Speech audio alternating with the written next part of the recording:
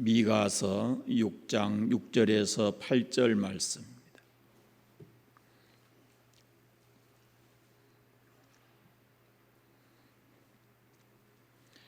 한 목소리로 합독해서 읽겠습니다. 내가 무엇을 가지고 여호와 앞에 나가며 높으신 하나님께 경배할까? 내가 번제물로 1년 된 송아지를 가지고 그 앞에 나아갈까? 여호와께서 천천의 수양이나 만만의 강물 같은 기름을 기뻐하실까? 내 허물을 위하여 내 맏아들을 내 영혼의 죄로 말미암아 내 몸의 열매를 드릴까? 사람아, 주께서 선한 것이 무엇임을 내게 보이셨나니 여호와께서 내게 구하시는 것은 오직 정의를 행하며 인자를 사랑하며 겸손하게 내 하나님과 함께 동행하는 것이 아니냐. 아멘.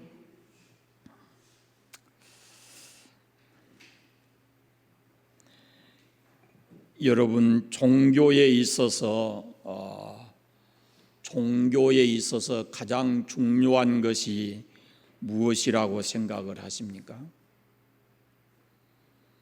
기독교도 종교의 범주에 이렇게 이제 분류를 하면 들어가니까요. 종교에 있어서 가장 중요한 것이 뭘까요? 그 믿음의 대상입니다. 그 믿음의 대상, 누구를 믿느냐라는 것입니다. 성경은, 우리가 가지고 있는 성경은 그 대상을 크게 두 가지로 분류를 합니다. 하나는 천지 만물을 창조하신 창조주, 살아계신 하나님, 그리고 그 밖에 다른 신, 그것을 가리켜서 성경은 우상이라고 표현을 합니다. 사람들 속에는 누구나 종교성이 있습니다. 그래서 반드시 신을 믿게 되어 있습니다. 그런데 그 신의 대상이 잘못되면은 그 인격과 삶이, 그리고 더 나아가서는 영원한 생명을 보장을 받지를 못하는 것입니다. 그래서 그 신앙의 대상이 누구냐에 따라서 그 사람의 인격과 성품과 삶이 달라지게 되어 있다라는 그런 말씀입니다. 오늘 우리가 읽은 말씀은 종교가 뭔가 하는 것을 우리에게 말씀해 주고 있는데, 그 첫째가 종교의 대상은 하나님이어야 된다라고 말씀을 합니다. 여러분, 종교는 어떤 신비로운 체험을 하는 것이나 그 신에게 섬기는 신에게 많은 예물을 드리는 것이, 그것이 종교가 아닙니다. 오늘 본문에 보면은 미가 선지자는 사람들이 하나님 앞에 나아가려고 하는 방법들을 제시를 하는데요. 그런 후에 하나님께서 우리에게 진정으로 원하는 삶이 무엇인가를 밝히고 있습니다. 6절 이렇게 시작합니다. 내가 무엇을 가지고 여호와 앞에 나아가며 높으신 하나님께 경배할까? 그럽니다. 우리가 보통 다른 사람에게 예수 믿으라고 전도하게 되면 가끔은 듣는 소리 가운데 돈이 없어 교회 못 가겠다 이렇게 말하는 사람들을 보게 됩니다. 왜 그렇게 말할까요? 그것은 이 하나님을 잘못 알기 때문에 그렇습니다. 또 하나는 먼저 믿는 사람들의 그 하나님을 세상 사람들에게 잘못 보여줘서 그렇습니다. 우리가 하나님을 믿을 때 가장 중요한 것은 하나님을 바로 아는 것입니다.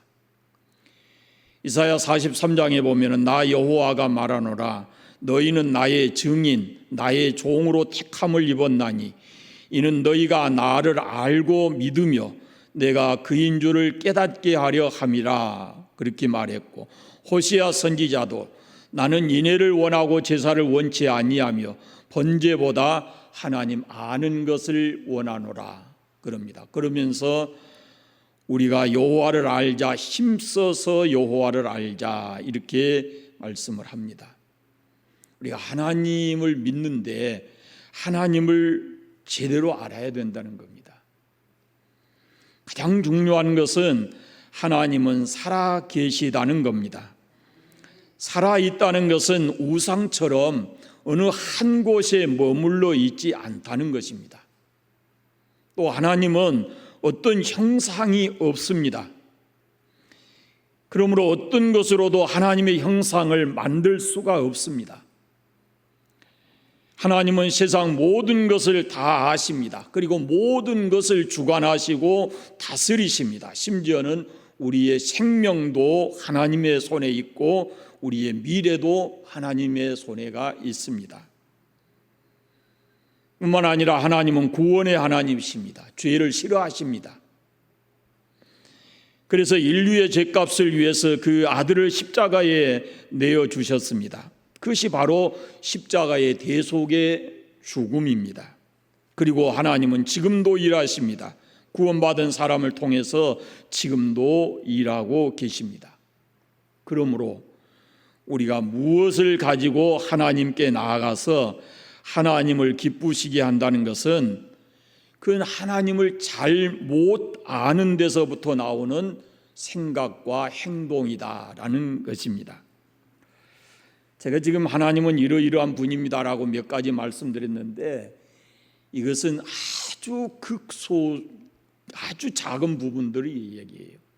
요즘에 우리 새벽기도회 때 욥기를 보는데요, 욥의 고백을 들어보면은 하나님은 참으로 광대하신 분, 우리의 지혜와 우리의 모든 지각을 뛰어나 넘어가 계신 분이거든요. 어떻게 감히 사람의 지혜로 그분이 누구다, 어떤 분이다라고 설명할 수가 없는 거예요. 다만 우리가 하나님은 이러이러한 분이다라고 말씀하는 것은 그분이 이 성경을 통해서 자신을 계시해 준 것, 그 부분까지만 우리가 아는 거예요. 그럼에도 불구하고 그 이상의 것은 우리가 감당할 수 없기 때문에 하나님이 우리에게 계시하지 않는 것이죠. 그런데 어떤 사람이 또 이런 부분이 있습니다. 내가 믿는, 내가 체험적으로 만난 하나님이 계시잖아요. 그 하나님이 전부인 것처럼 말하는데 그건 그렇지 않습니다. 그가 체험한 하나님과 나에게 나타나신 하나님은 서로 다를 수 있습니다.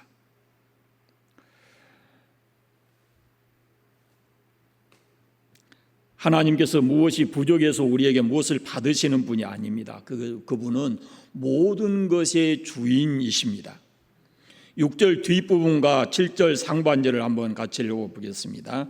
내가 번제물로 1년 된 송아지를 가지고 그 앞에 나갈까? 여호와께서 천천의 수양이나 만만의 강수 같은 기름을 기뻐하실까? 거기까지요. 사람들이 잘못 생각한 것이 무엇입니까? 내가 어떤 예물을 드리느냐에 따라서 하나님께서 내게 더 많은 관심을 보여줄 것이다 라는 생각은 잘못된 생각이에요. 본문에 보시면 1년 된 송아지에서 천천의 수양, 만만의 강수 같은 기름, 이렇게 그 예물이 달라지고 있잖아요. 우리가 더 많은 예물을 드리면 하나님께서 더 많은 관심을 가져주는 것이다, 이렇게 생각하는 것, 그건 잘못된 생각인 것입니다. 또 이런 생각을 해볼 수 있어요. 요즘에 우리 한국교회가 굉장히 위기인데요. 그런데 얼마 전까지만 해도 한국은 큰 교회 짓기에 바람이 불었습니다. 수십억의 그 빚을 져가면서 교회 건물을 크고 화려하게 지으려고 많은 예들을 썼지요. 물론 그렇게 교회 건물을 크고 아름답게 짓기까지는 성도들이 많은 헌금을 해서 그 건물을 지었을 것입니다. 그러면 그렇게 많은 헌금을 드리고 그렇게 훌륭하고 좋은 건물을 지었다고 해서 하나님이 과연 기뻐하실 것인가라는 겁니다. 다른 또 하나의 생각은요, 많은 사람이 교회 안에 있는 것으로 하나님이 기뻐하시겠는가라는 생각을 합니다. 물론 하나님께서는 한 사람의 생명을 천하보다 귀하게 여기십니다. 그러므로 많은 사람들이 세상에 있는 것보다 교회 안에 있는 것이 훨씬 더 좋습니다. 그러나 겉으로 드러난 그 모습이 과연 하나님을 기쁘시게 하는가라는 것을 생각해 보아야 하는 겁니다. 사실 이런 것을 통해서 사람들은 자기들이 가지고 있는 어떤 종교적 심리, 종교적인 만족감을 채우려고 하는 겁니다. 그렇지 않아요? 요즘 교회를 큰 교회를 지어놓고 이제 내가 할 일은 다 했다, 우리 할 일 다 했다 그러잖아요. 그러면서 그 교회 안에, 큰 교회 안에 하나님을 가두어 버리고 자기들이 마치 그 교회의 주인인 것처럼 그렇게 행동하고 살아가는 그 삶이, 그게 과연 하나님이 기뻐하실까라는 그런 말씀이에요. 안타깝게도요, 우리 교회 안에 큰 교회들도 경매에 나와 있는 교회들이 상당 부분 많이 있습니다. 그러니까 하나님께서 과연 무엇을 기뻐하실 것인가라는 것을 우리가 한 번쯤은 깊이 생각해 보아야 하는 겁니다. 더 큰 교회, 더 많은 사람, 더 훌륭한 많은 예물들, 이런 것이 과연 하나님이 그것을 원하실 건가라는 거죠. 계속해서 7절 뒷부분의 말씀을 한번 보겠습니다. 내 허물을 위하여 내 마다들을 내 영혼의 죄로 말미암아 내 몸에 열매를 드릴까 그랬습니다. 앞에는 뭐예요? 앞에서는 1년 된 송아지, 천천의 수양, 만만의 강수 같은 기름 그랬잖아요. 그런데 지금은 짐승에서 뭘로 바뀌어졌어요? 아들로 바뀌어진, 아들로. 자기 아들을 제물로 바치면 어떻겠느냐라는 겁니다. 그러면 하나님께서 짐승을 바치는 것보다 자기 아들을 바치면 더 기뻐하실까요? 어디서 여러분 이런 생각이 나온지 아십니까? 지금 이스라엘 백성들 삶 속에 이런 일이 있다는 겁니다. 그런데 어디서 이런 생각이 나와요? 그건 다 이방 종교에서 나오는 것입니다. 당시에 이방 종교 가운데 최고의 신앙은 자기 아들을 신에게 바치는 것이라, 이런 생각이 있었고 실제로 그런 일들이 있었습니다. 그런 사람들의 신앙을 사람들이 높이어 칭송을 하는 겁니다. 그러면 오늘 우리 시대에는 잘 안 맞잖아요. 이게 말씀이. 과연 지금 누가 아들을 하나님께 제물로 바치는 사람이 있겠어요? 근데 조심해야 될 게 있습니다. 목사님들 가운데 이렇게 모여서 얘기를 해보면 목사님들 중에 장남이 참 많습니다. 장남이. 그런데 본인의 의지와 상관없이 목사가 된 사람들이 상당수 있어요. 왜 그런가 생각을 해보세요. 믿는 사람들이 너는 맏아들이니까, 성경에 맏아들이 하나님의 것이라고 그런 표현이 있잖아요. 너는 맏아들이니까 하나님의 종이 되어야 된다라는 겁니다. 물론 좋지요. 그러나 반드시 그래야 되는 것은 아니지 않습니까? 아들이 좋아하는 것이 따로 있고 아들의 재능이 따로 있는데, 해보고 싶은 것이 있는데 굳이 그런 길을 막고 그 목회자의 길로 몰아넣는 거 반드시 그래야 되느냐 하는 겁니다.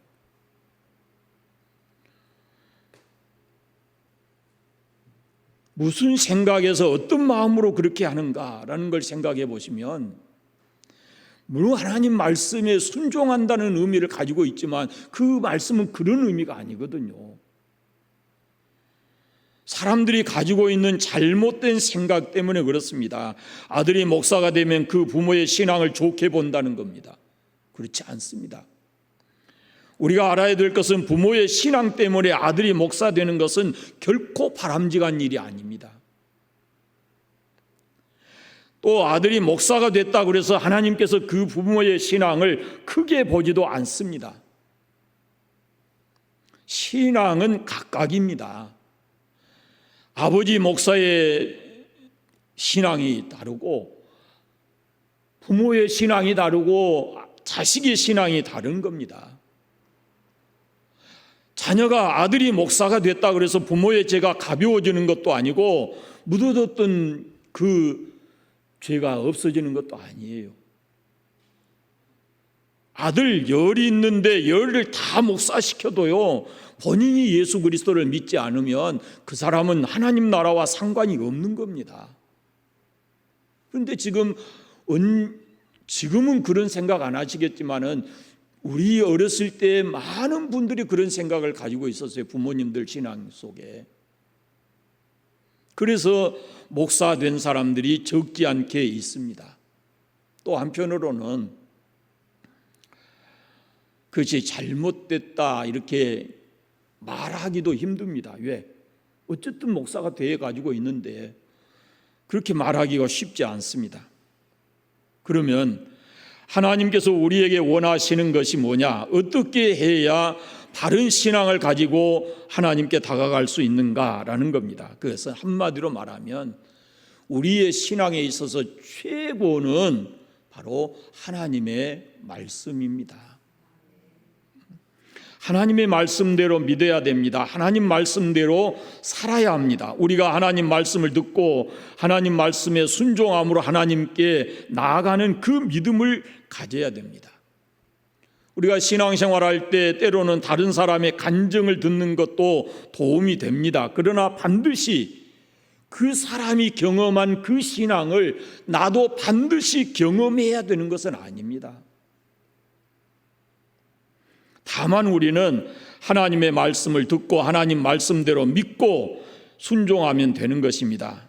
또 하나는 절대로 내 생각이 하나님의 말씀보다 앞서가서는 안 됩니다. 우리가 아무리 많은 지식을 가졌다 할지라도 그 지식으로 하나님의 말씀을 능가할 수는 없는 것입니다. 욥기에 보면은 욥이 이런 말을 합니다. 하나님이 1000마디 하셔도 우리는 한마디로도 대답할 수 없다 그럽니다. 그러니까 사람이 아무리 세상적 지식을 가지고 똑똑한 것처럼 하나님에 대해서 이러쿵저러쿵 말하지만 하나님 보실 때는 웃을 일입니다. 그것이.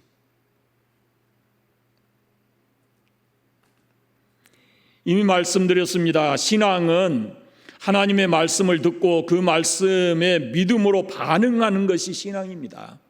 아브라함의 신앙이 그랬습니다. 말씀 듣고 순종해서 믿음의 사람이 되었고, 사울은 하나님 말씀을 업신여기고 자기 생각대로 행동해서 불신앙의 사람이 되었습니다.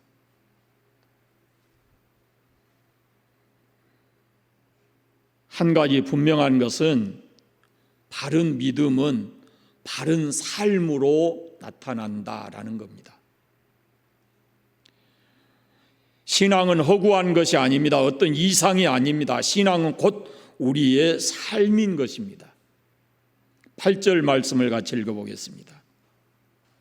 사람아, 주께서 선한 것이 무엇임을 내게 보이셨나니 여호와께서 내게 구하시는 것은 오직 정의를 행하며 인자를 사랑하며 겸손하게 하나님과 함께 행하는 것이 아니냐. 아멘. 하나님께서 선히 여기시는 것이 무엇입니까? 하나님께서 그를 믿는 믿음의 사람들에게 요구하시는 삶이 무엇입니까? 세 가지입니다. 정의를 행하며 인자를 사랑하며 겸손하게 하나님과 동행하는 것이다 그랬습니다.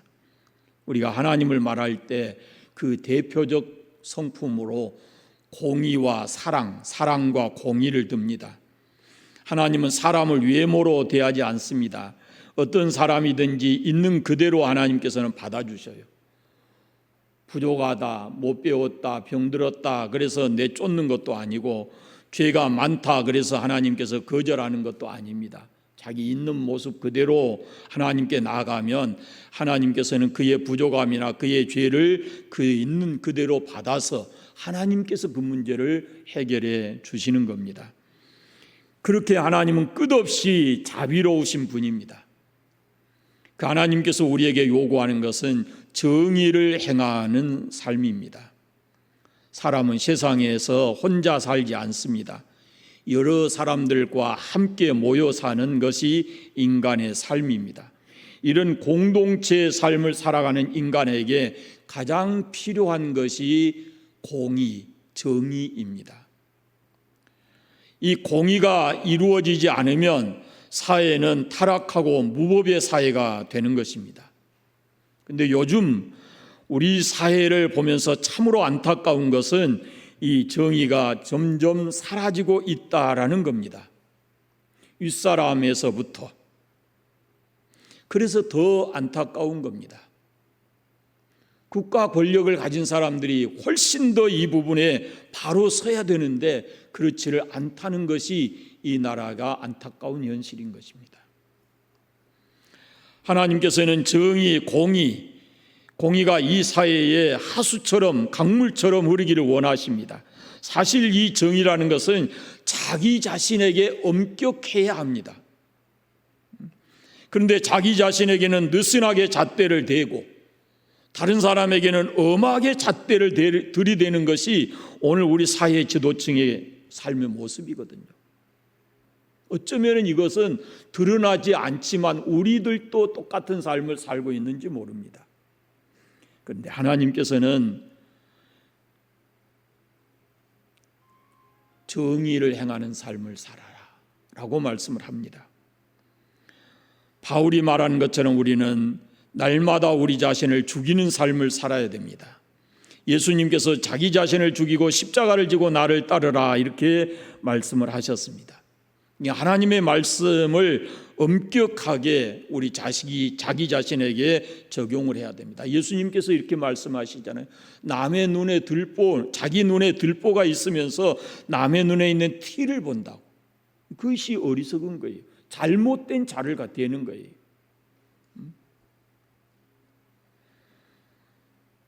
정의를 행하면서 사는 것, 그것이 하나님께서 우리에게 원하는 삶입니다. 둘째는 인자를 사랑하며 그랬습니다.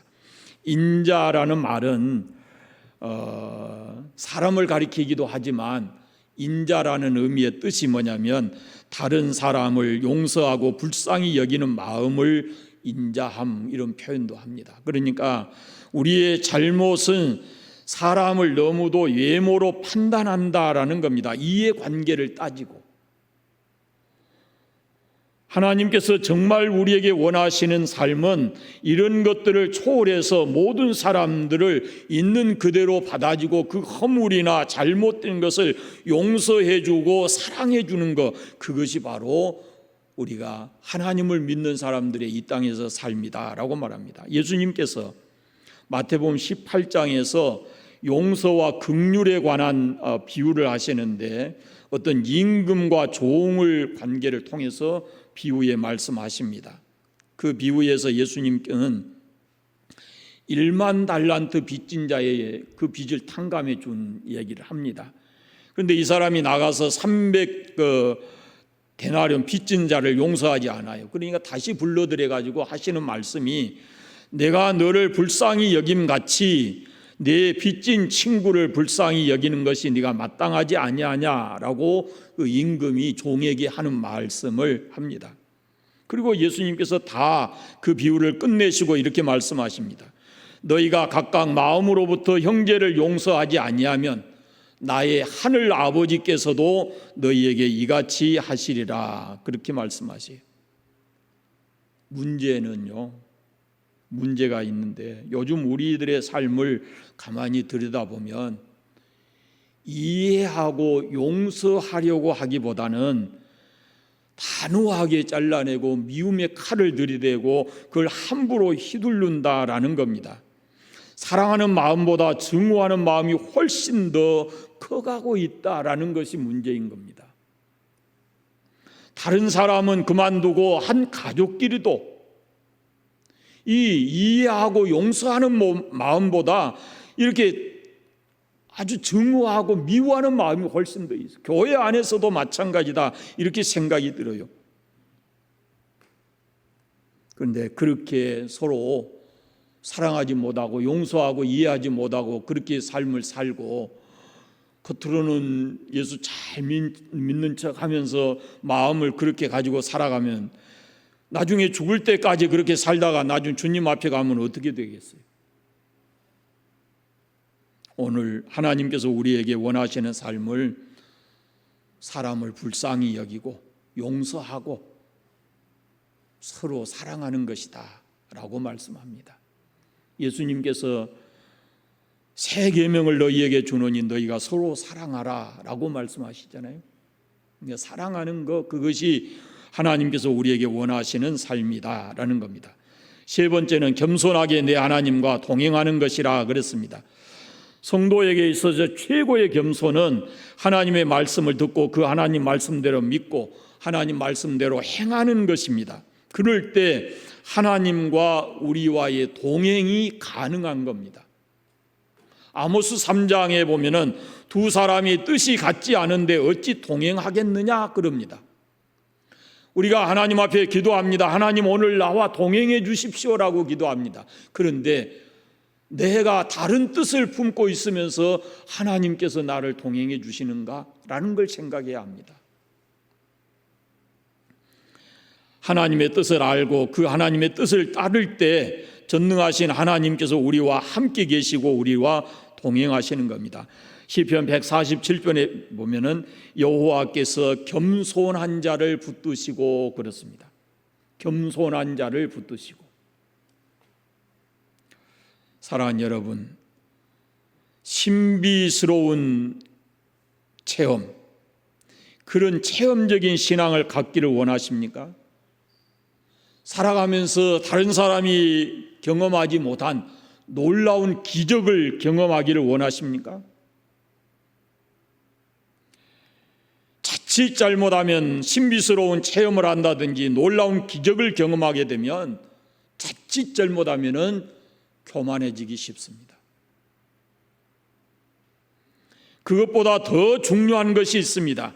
신비스러운 체험이나 놀라운 기적보다 더 중요한 것은 하나님의 말씀을 듣는 귀가 열려 있는 것과 그리고 그 말씀대로 믿고 순종하는 것이 훨씬 더 중요합니다. 하나님께서 원하시는 삶은 예물이 아닙니다. 그것보다 더 원하시는 것은 우리의 삶의 변화입니다. 하나님을 믿는 사람답게 살아가는 겁니다. 그것을 하나님께서 원하십니다. 하나님은 지금도 이렇게 하나님 말씀대로 사는 사람을 찾고 있습니다. 많은 숫자가 있으면 좋겠지만 그렇지 않으면 예루살렘 안에서 의롭게 사는 사람 단 한 사람이 더 있으면 그 성을 멸망시키지 않겠다 하신 하나님의 말씀을 우리가 귀 기울여 들어야 합니다. 오늘 우리 시대에 하나님께서 찾으시는 것은 하나님 말씀 붙들고 이 말씀대로 믿고 살아가기를 원하는 그런 사람들, 하나님 말씀대로 살아보려고 노력하는 그런 사람들을 하나님께서 찾고 계신다라는 겁니다. 여러분, 신앙은 삶입니다. 신앙은 삶입니다. 우리의 삶이에요. 하나님은 우리가 이렇게 살기를 원하십니다. 정의를 행하면서 사는, 사람을 사랑하는 것입니다. 그리고 겸손히 하나님과 동행하는 삶을 하나님께서 원하십니다. 우리 모두 이렇게 살기를 원하십니다. 누가요?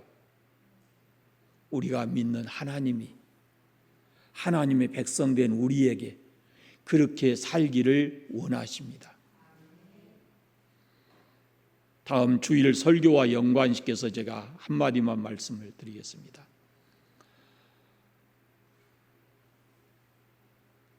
다음 주일날 설교를 뭘 한다고 그랬어요? 뭔 주제로? 지난주에 설교 주제는 뭐였어요? 기쁨이에요. 다음 주도 기쁨이에요, 주제가. 근데 여러분, 하나님 말씀입니다. 하나님 말씀인데 항상 기뻐하라 그럽니다. 그 말씀 앞에 여러분을 세워보십시오. 그 말씀 앞에 항상 기뻐하라 그럽니다.